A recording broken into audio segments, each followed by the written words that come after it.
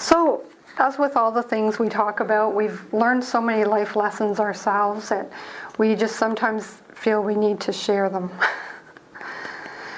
So saying yes to yourself. A lot of times we hear things like, say yes to yourself, and we're not really sure exactly what that means.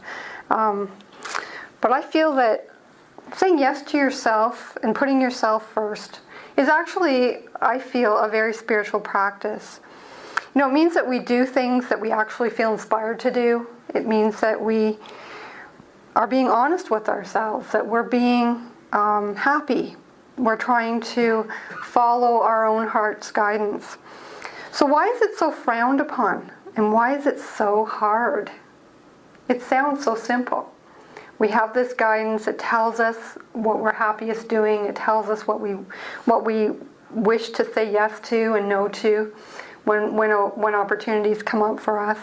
But maybe it's because when we say yes to ourselves, often that means we're saying no to somebody else. And sometimes we have a problem with that. And we have a problem with that because that other person might not like it. We don't like to say no to other people because they may get angry with us. And we're all taught from the time we're young, you know, we set the table for our mother. We always get that pat on the back when oh, you're a good little helper. So helping becomes that thing that we're supposed to do, we're expected to do. And it's fine to do that when it comes from a loving place and that's what you wish to do at that time. There's nothing wrong with helping.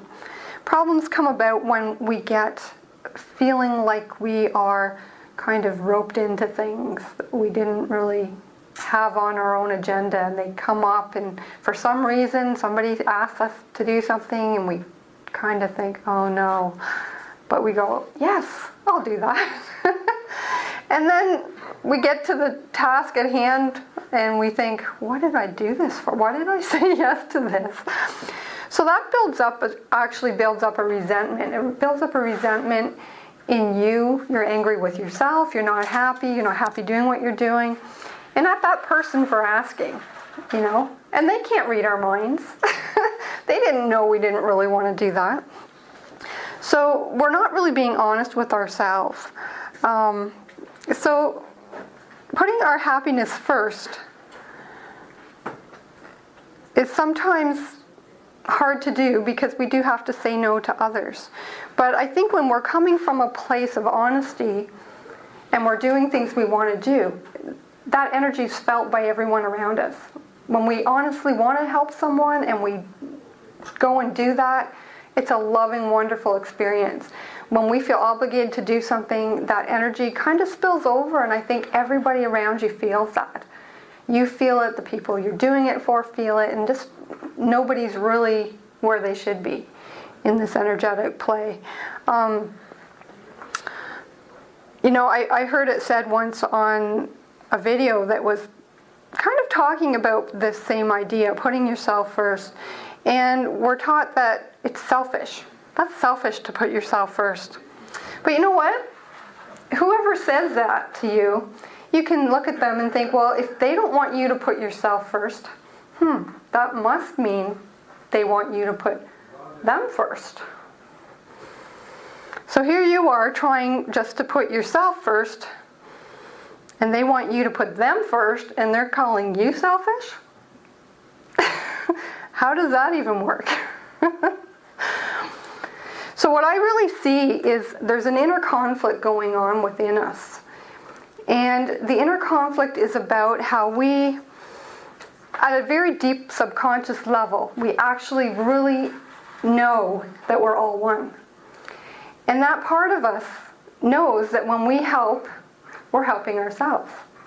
We're helping another part of ourselves. And I think that's the reason that subconsciously we just really want to help people. We want to get in there and we want to make their life easier. We want to assist them. We want them to be happy. But the problem with that is that we're living here in 3D, which is the point of having an experience of duality. And when we're having that experience of duality, we can only have control over ourselves. Our free will begins and ends right here with us. We can't make it go any farther than that. You know, we can lead a horse to water, but we can't make them drink. We can help, we can assist, we can inspire, we can lead by example, but we cannot do it for anyone else. When we love someone, it's really hard to see them learn the hard way. It's hard to stand back and watch people, you know, make what we consider unwise choices, but sometimes we have to let it be, just like the song we heard earlier today. The problem usually lies in we don't know when to cross over that line. There's a fine line between helping enough and going into crossing that line into helping too much. You know, parents are really often guilty of doing this. We do too much for our children. We want their lives to be happy. We want them to have an easier time than we did sometimes. But on the other hand, they have to learn how to survive here. They have to learn certain skills and know how to look after themselves, you know.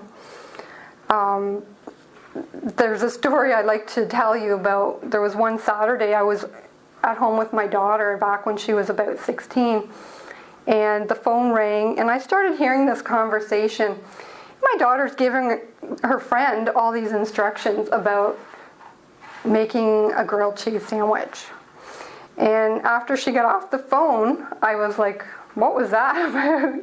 And she said, oh, you know, my friend's home alone.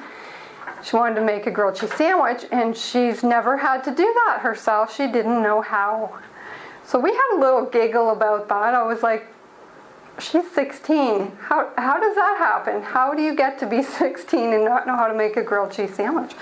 And my daughter went on to explain that, well, whenever I'm over there and Megan, her friend, wants anything at all, I'm hungry, her mother would go down the kitchen and whip something up for her. And I thought, well, you know, that's nice. We do that with good intentions. We love our kids. We want to be good to them. But on the other hand, when she's 16 and she can't make a grilled cheese sandwich, that's a little bit overboard, I think. We have to prepare our kids, you know. We have to let them make their choices and have those choices mean something. The best way to get a child to do something you don't want is to tell them you forbid them to do it. And they'll do it without even considering any consequences, because knowing you don't want them to is good enough.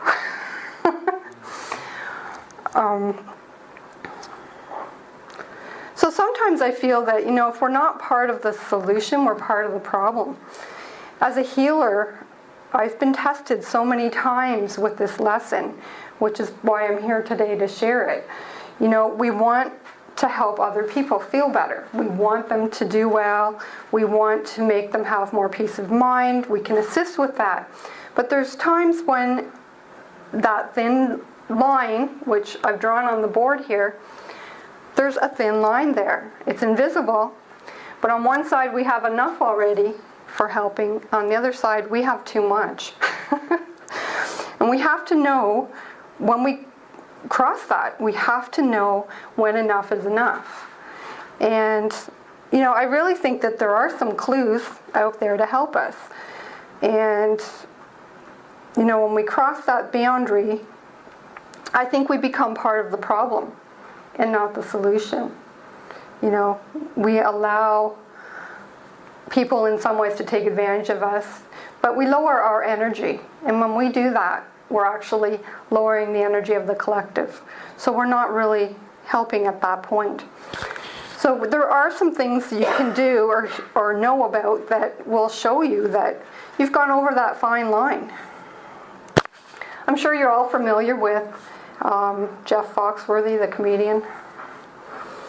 You know, he has a little act he put together about, here's your sign.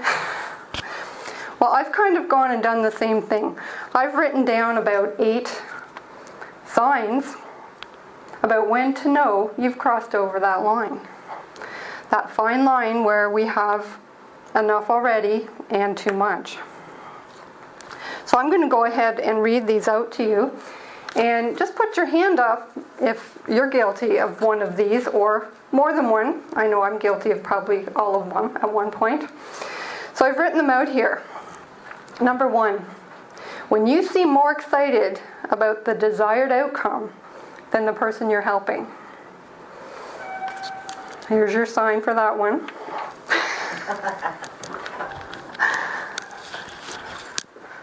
Okay. Number 2, when you're willing to help them more than they're willing to help themselves. Guilty, yeah. Here's your sign for that one.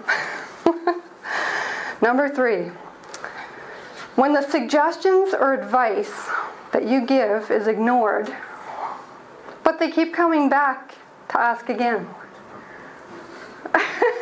Oh, a few hands there, yeah. And so why do they do that? It's like the 4th time they think you're going to give them a different answer. An easier answer. Maybe they're looking for the answer where you do it for them, I think. So there's your sign for that one. Number 4, when you physically do things that there's no valid reason they can't do for themselves. Like my daughter's friend.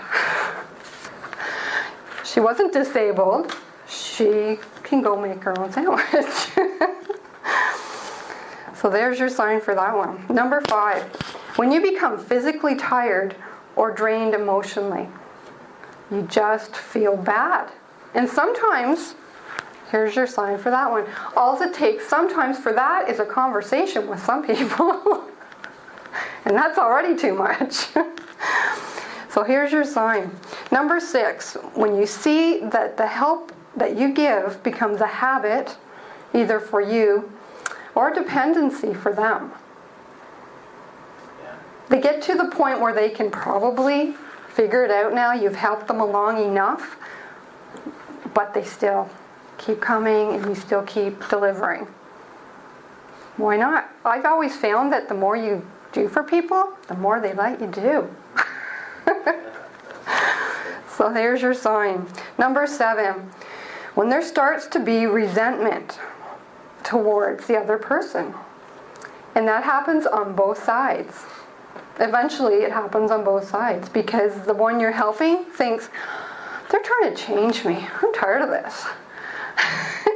And you keep thinking, I'm just banging my head against the wall here. They ain't getting it. So there builds up a resentment. There's your sign. How do you feel about doing this anymore? So number 8, and the last one, is when the help isn't making an improvement. We don't keep doing things that don't work for ourselves. Why do we keep doing it for other people? There's your sign. So there are things to let us know when we've crossed the line.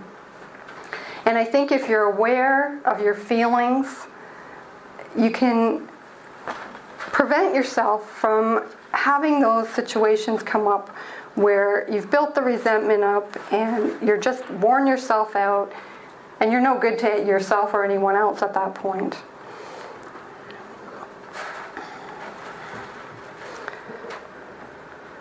So by remembering that there's a point that's actually much more beneficial to everyone involved to say yes to yourself and no to aiding and abetting someone who can't even be bothered helping themselves. You know, the universal laws are always at work here, and we as humans on the planet, we work as a collective consciousness. Achieving the highest vibration is our goal here, and allowing others to bring our vibration down brings the whole collective down.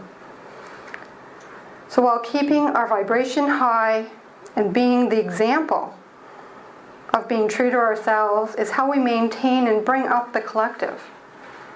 It's actually not selfish to say yes to ourselves.